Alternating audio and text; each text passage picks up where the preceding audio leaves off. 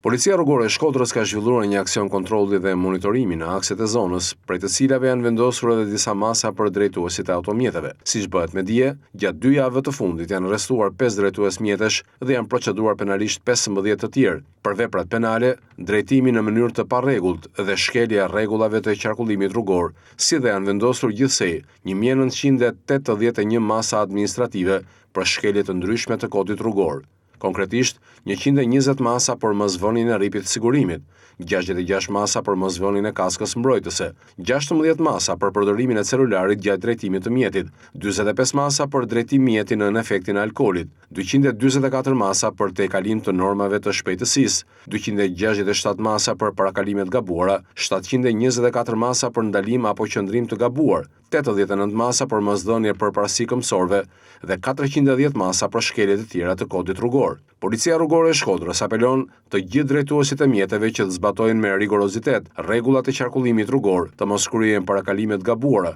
të mos përdorin celularin gjatë drejtimit të mjetit dhe të mos drejtojnë mjetin në efektin e alkoolit apo në gjendje të dehur.